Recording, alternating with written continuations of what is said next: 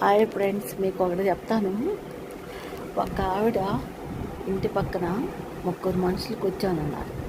కూర్చొనుంటే వాళ్ళని మీరు ఎవరండి ఇక్కడికి వచ్చిన్నారు అని అంటారు. అంటే ముందు ఆయన నేను ప్రేమనమ్మా అని చెప్తారు, మధ్యలో ఆయన నేను సంపదని అని చెప్తారు, మూడో ఆయన నేను ప్రేమని విజయాన్ని అని చెప్తారు. సరేను అంటుంది. సరే అన్నం టైం అయింది కదా, అన్నానికి లోపలికి రండి అంటది. అన్నానికి రమ్మంటే మీ ఇంటి ఆయన లేడు కదమ్మా, మీ ఇంటి ఆయన వచ్చిన తర్వాత వస్తాము అని చెప్తారు. వాళ్ళ ఇంటి ఆయన వచ్చిన తర్వాత పిలిచి అన్నం పెడతారు. అన్నం పెట్టిన తర్వాత భార్య భర్తతో చెప్పిద్ది, ఏమండి వాళ్ళు ముగ్గురు అంటండి, ఒకరేమో ప్రేమ స్వరూపం అంట, ఒకరేమో సంపద స్వరూపము, ఒకరేమో విజయం స్వరూపం అండి అని చెప్పిద్ది వాళ్ళ ఆవిడ వాళ్ళ భర్తతోటి. వాళ్ళ భర్త ఏమంటాడు, అయితే మనము సంపదని పిలవే, సంపద స్వరూపాన్ని పిలువు, మనకు సంపద అంటే ఇష్టం కదా, సంపద వచ్చింది అని చెప్తాడు.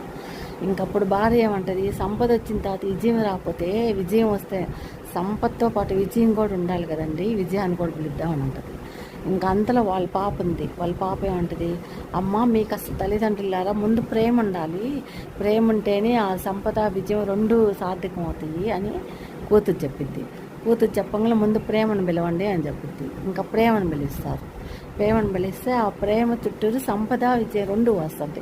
నేను మిమ్మల్ని పిలవలేదు, ప్రేమనే కదా పిలుస్తుంది అని ఆవిడ అంటది.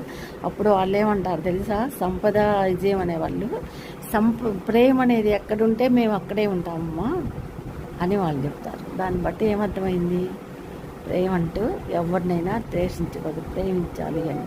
ప్రేమ ఉంటే అన్నీ ఉన్నట్టే. ఓకే, నచ్చితే వినండి, లేకపోతే